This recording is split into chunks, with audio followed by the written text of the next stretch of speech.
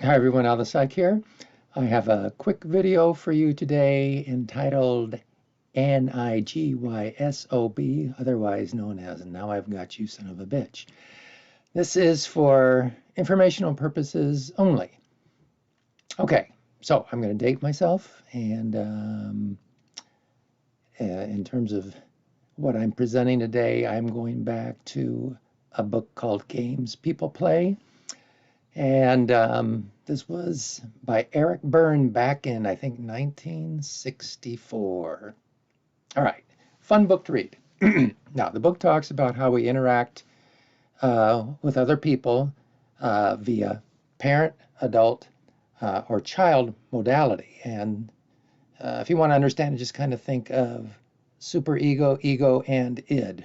Okay, if you have just the basics of psychology, you'll know that.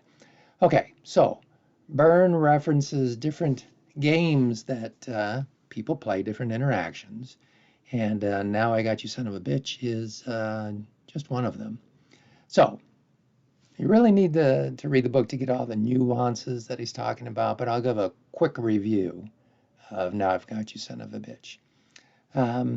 So one way I can explain the game Now I've Got You Son of a Bitch is to think of somebody that gets really upset and pissed off over something that really does not warrant that level of ferocity.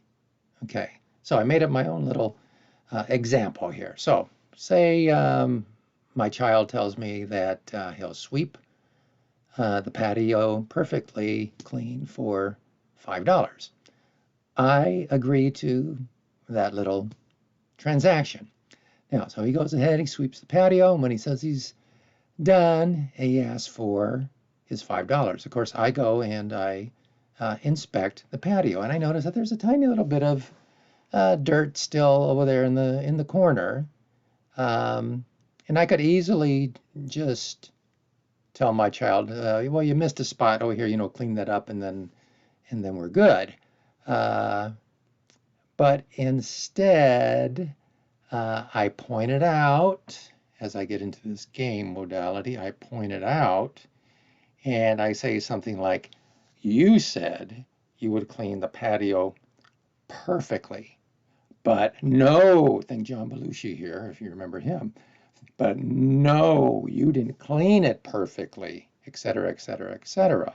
So I've taken what really is just kind of a minor little situation, right? He didn't actually fulfill his obligation, but I could have easily just said, well, just take care of that and we're good.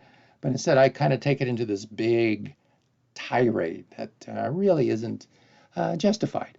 And who knows why I'm being so aggressive? Maybe this is a scenario I lived through repeatedly when I was a kid, and maybe I'm repeating this because that's what I learned.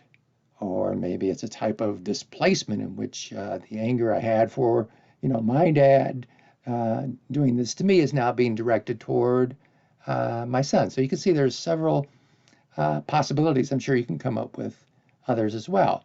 So do I have an all or none mindset in which there is no room for error, which, when you say perfect, you better mean perfect. My idea of perfect is actually 100%, not 98% or something like that.